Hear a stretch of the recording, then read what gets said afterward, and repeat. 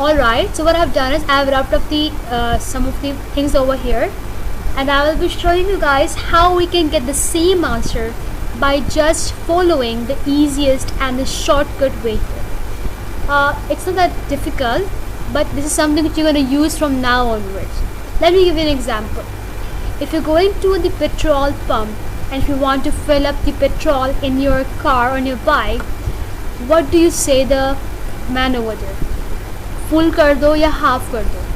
जब हम बात करते हैं फुल करने की, तो what do we say or how do we represent that word full as a percentage? For the word full हम कहते हैं it's 100%. जब भी कोई चीज़ full होती है, complete होती है, we say that it's 100%, right? Let's come back to the question here. If this girl Carol is earning $1,600 per month, so it means that 1600 जो है इसकी फुल सैलरी है, ये इसकी पूरी सैलरी है, आधी तो नहीं है. और पूरी चीज़ के लिए, फुल चीज़ के लिए हम लोग क्या यूज़ करते हैं? हम यूज़ करते हैं परसेंटेज में 100%. तो इस बात का क्या मतलब हुआ? इस बात का मतलब ये होता है कि actually the 1600 over here is what? It's a 100% salary. ये इसकी फुल सैलरी है, पूरी की पूरी सैलरी है. So if I write it as 100%, it's not wrong. Now, the second most thing. Boss, after getting impressed by her work, gives her how much increase? कितनी salary बढ़ा रहा है बॉस इसको? जो कैरल का बॉस है वो खुश होकर इसकी सैलरी कितनी बढ़ा रहा है? He is actually increasing 5%, right? 5% increase. 5% is actually added up, increased. जब भी कोई चीज़ increase होती है तो वो पहली जो let's suppose आपने जो है coins कलेक्ट किए हैं. let's suppose आपके पास जो है 10 coins है.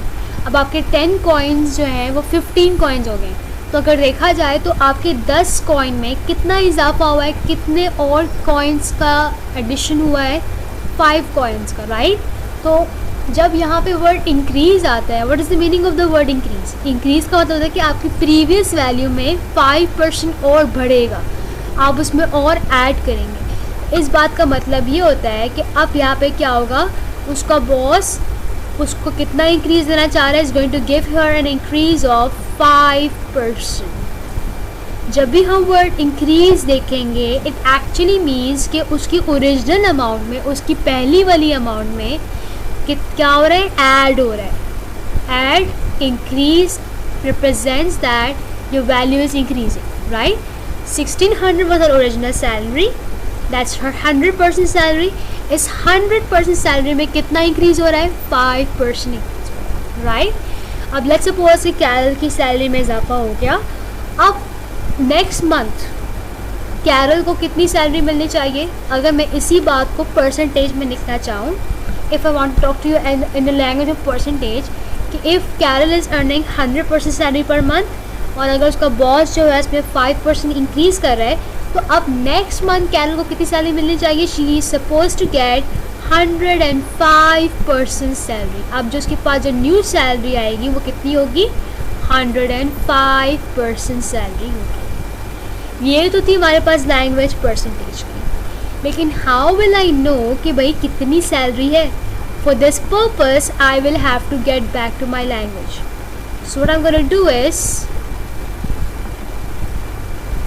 Late me change the beautiful colour here. So 105% मैं कैलकुलेट कर रही हूँ किसका?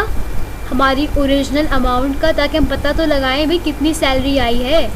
105% of original amount, that's $1600.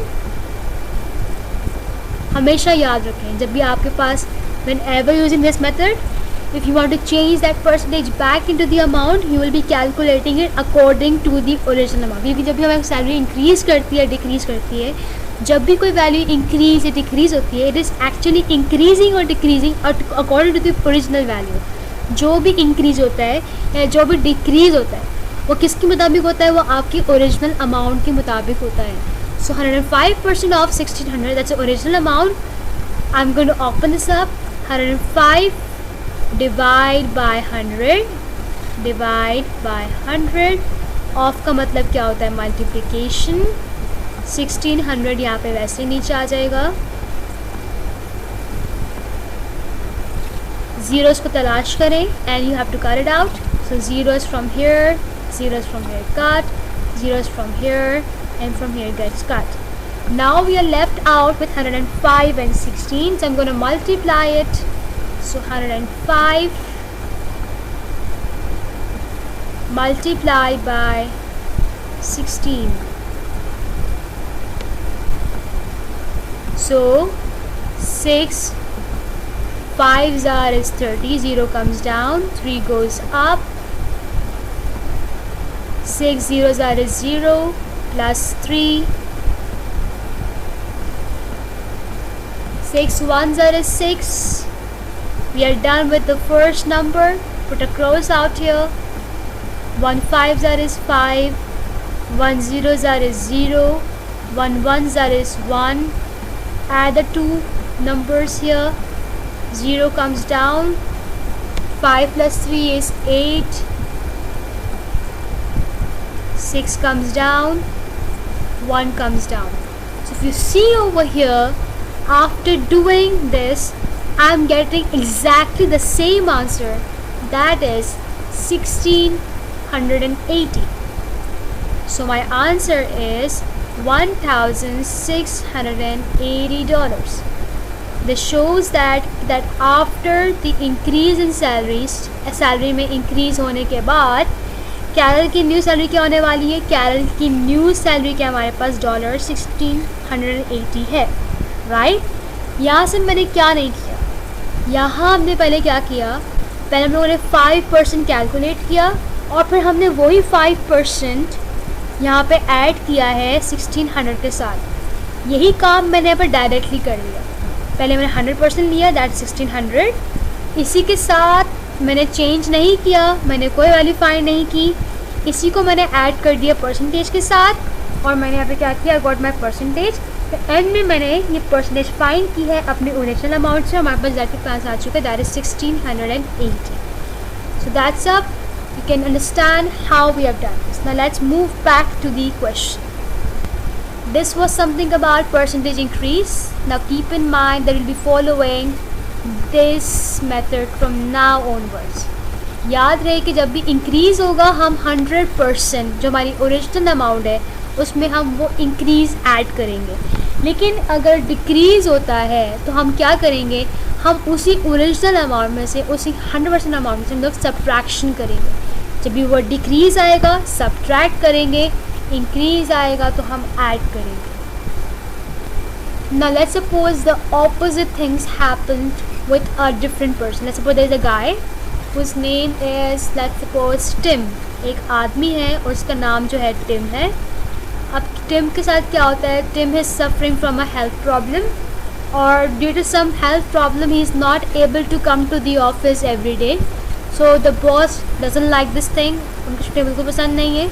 So what he has done is he has decreased the salary. उन्होंने टिम की सैलरी कट की है, कम की है. कितनी कम की है? 5% कम की है. So जो काम हम लोग पहले कर रहे थे वही सब कुछ करेंगे, लेकिन in place of adding, what we are going to do is we are going to subtract 5%. So how will we do this?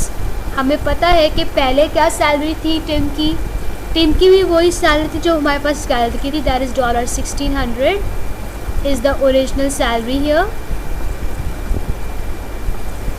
This is the basically 100% salary of Tim. ये उसकी फुल सैलरी थी जो वो हर month earn करता था, लेकिन boss को उसका काम पसंद नहीं आया.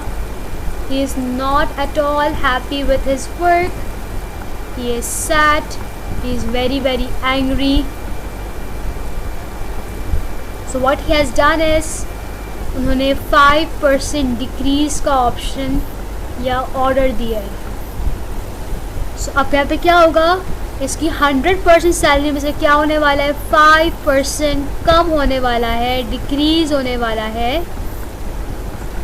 सो अब टिम को नेक्स्ट मंथ से कितनी सैलरी मिलने वाली है, 100% minus 5% is basically 95.